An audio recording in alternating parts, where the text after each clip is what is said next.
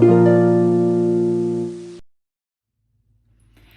everyone, welcome to my channel. I am Natalie and today I'm teaching you how to make sourdough bread.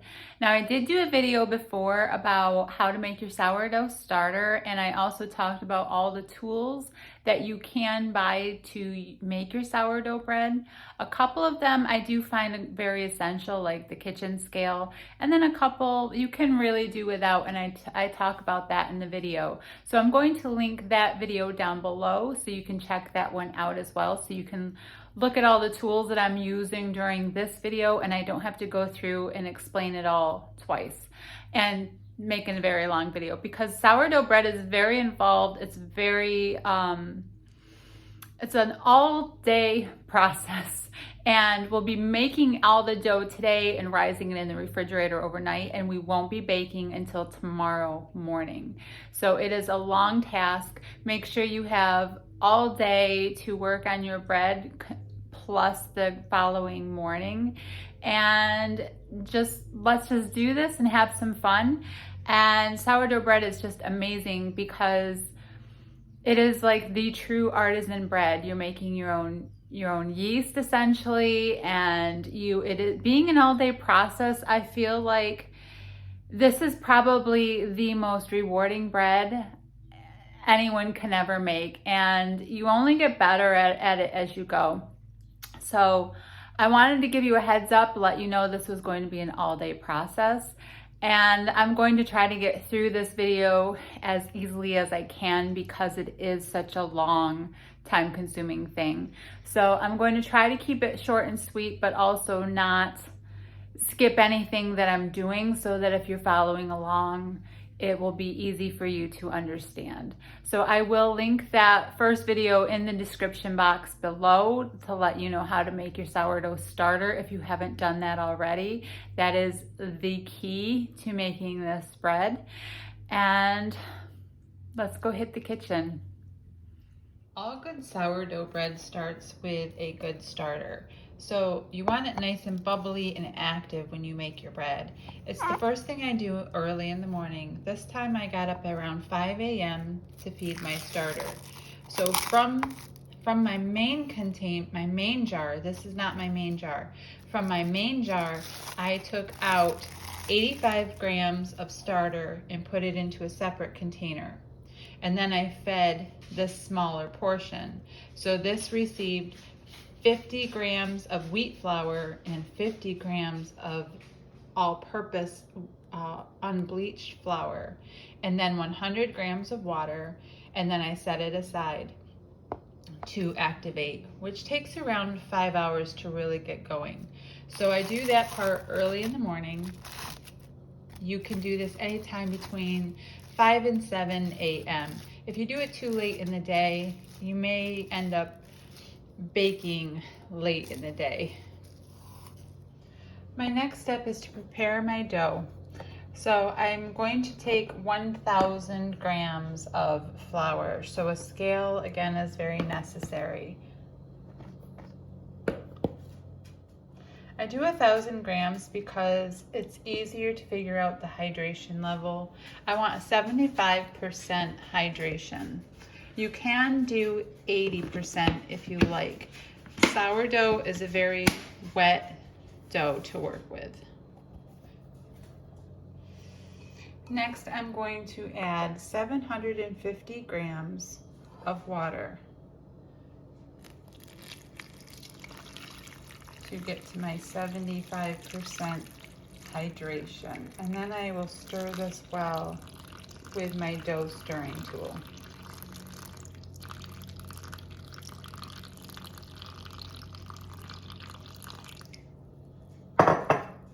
As you begin to stir, add about 2 teaspoons of sea salt. At this point, your dough should be very heavy, wet, thick, and sticky. We're going to set this aside for 1 hour so the flour can get hydrated very well and the glutens can begin to form. It will make our dough easier to work with. So cover this up well with plastic so that you don't get any air into it to dry it out. And we'll be back in 1 hour. Okay, so our flour has hydrated and we are ready for the next step. Save your plastic because you will use it again. So we're ready to add our starter to this. The dough is going to be extremely sticky and thick. This is not like normal bread dough when you're using dry activated yeast.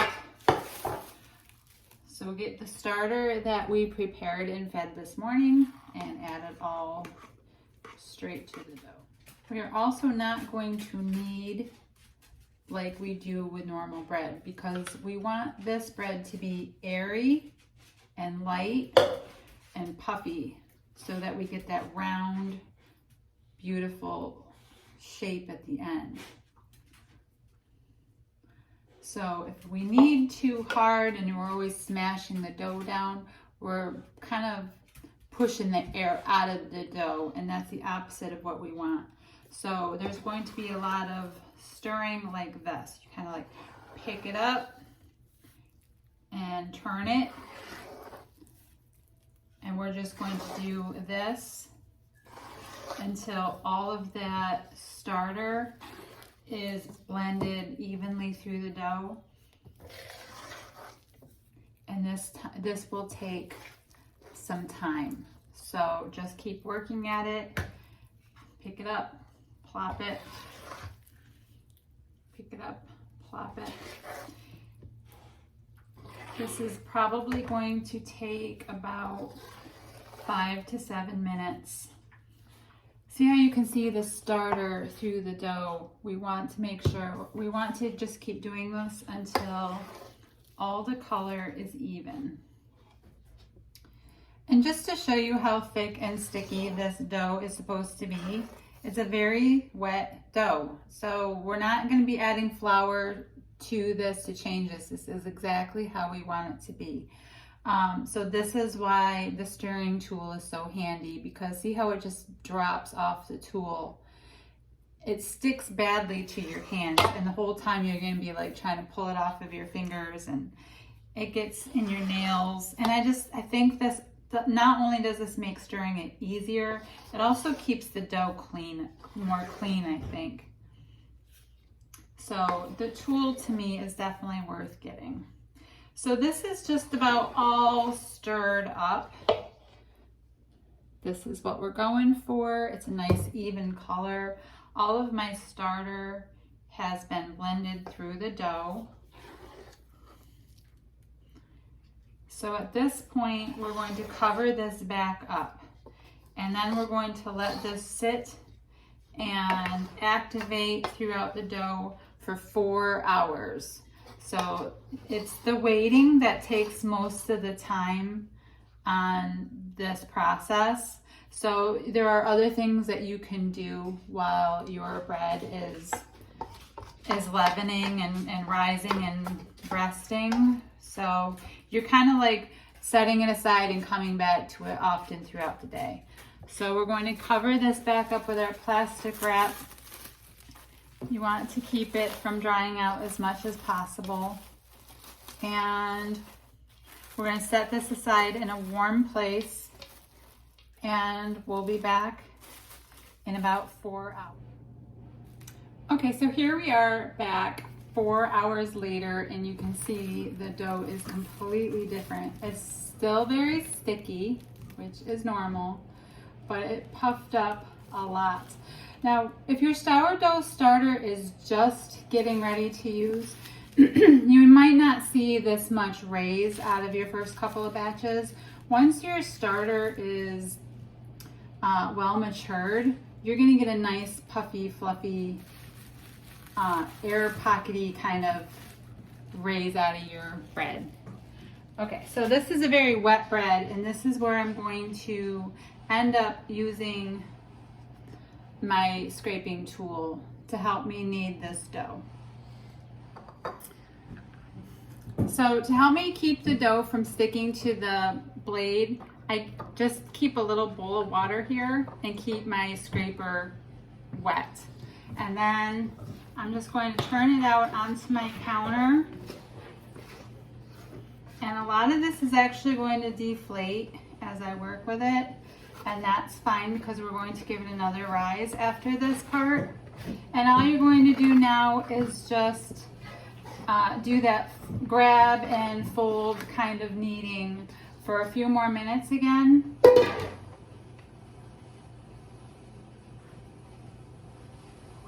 So I'm going to dip my scraper, and this is my best tool that I have for sourdough because it's just so sticky. The tool helps me scrape it off the counter and flip it. If I tried doing this with my hands, it would be sticking all over the place. So I really like having this scraper tool. And then I'm just going to do this, like scrape and flop it over, scrape and flop it over. And I'm doing this all around the dough. Scrape underneath, bring it up and over. Scrape underneath, bring it up and over. So I'm always kind of like making a ball. This is getting some kneading done while it's also keeping some air pockets in my dough. So I'm going to continue doing this for about 5 to 6 minutes, and then we'll be back. Okay, I want my dough to be, I want it to kind of like all cling together and not just rip when I pull it all up. I want it to be like clingy and sticky. If it is easily ripping into holes, then keep doing your kneading for a little while. See how it's ripping very easily? I'm going to knead it just a few more minutes longer. Okay, so I dusted a little bit of flour over my surface to get, just so I can handle it a little bit better. And my dough is forming really nicely. It's not ripping so easily. So I'm going to give this another time to raise again. So I'm going to be putting this back into my big bowl, covering this up again, and we're going to raise it again, let it rest for 3 hours. You can do 3 to 4 hours is fine. And then what we'll be doing is shaping it into the banneton baskets. So we're going to get this bad sticky boy into the bowl. Okay, so now we're going to get our banneton baskets ready. Now you can see how this, again, I'm going to say it, very wet dough. So it loses its shape and just kind of like forms a puddle. So if you don't raise it in some kind of formed basket or bowl, you're going to end up with a flat shape to your bread. So banneton baskets are for shaping and molding the bread while it raises. So we're going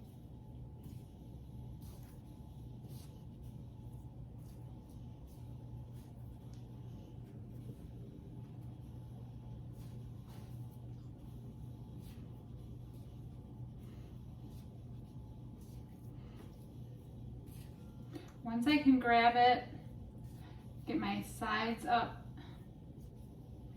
I'm going to roll it towards me.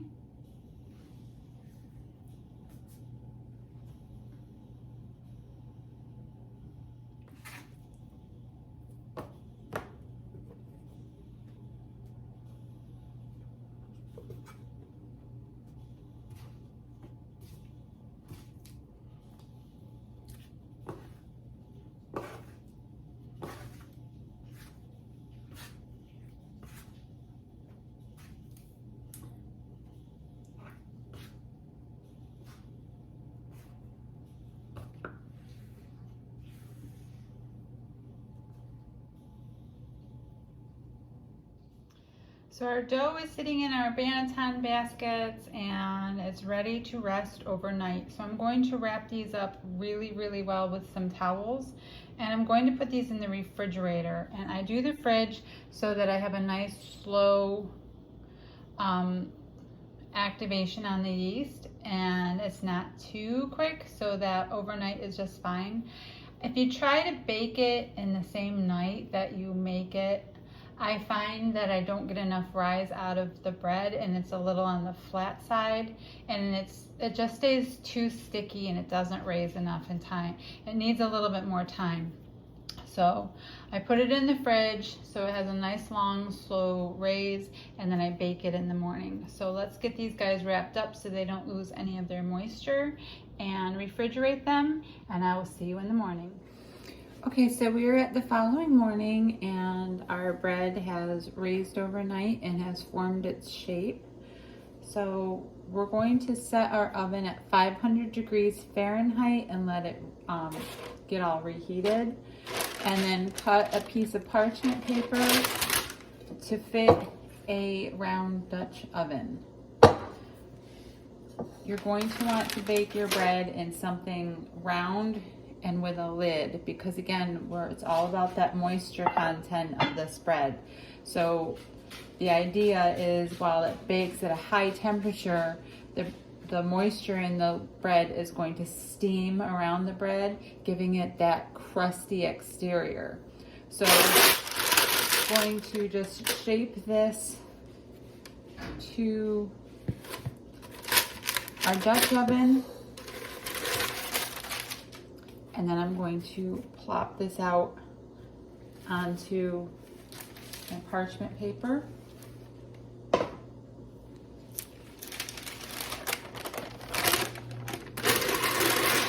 And then pop it into my Dutch oven. And then we're going to score our bread, and then scoring can be in any shape you want. It doesn't have to be anything particular. You can get fancy with it. The point is that you just want a couple of scoring cuts to help release some of the moisture.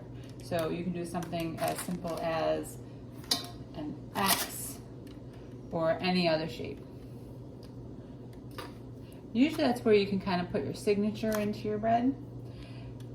So we're letting the oven heat, and then we're going to get it in. Okay, so our first loaf is ready for baking. So you want to make sure it's covered.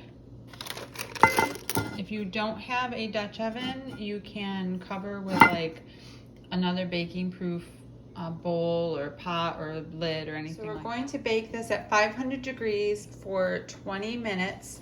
And then after 20 minutes, we are going to remove the lid and finish baking it for another 20 to 25 minutes.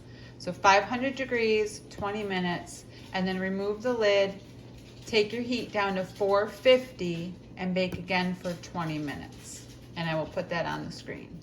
Okay, so our first 20 minutes is done, and our bread has baked enough to get crusty and make a nice rounded loaf. So now we're going to reset the oven at 450 degrees Fahrenheit and put this in for about another 20 minutes or until it's nice and golden brown and baked through. Okay, coming out of the oven, we should be able to lift it right out of the pan.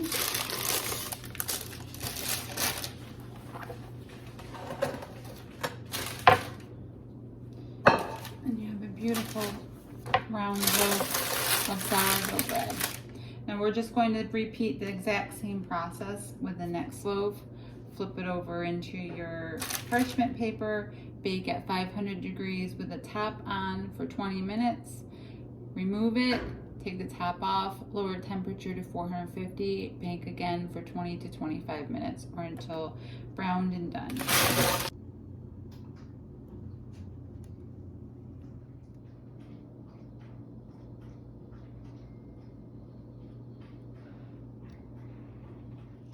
Now just slice your sourdough bread and enjoy. Thanks for watching.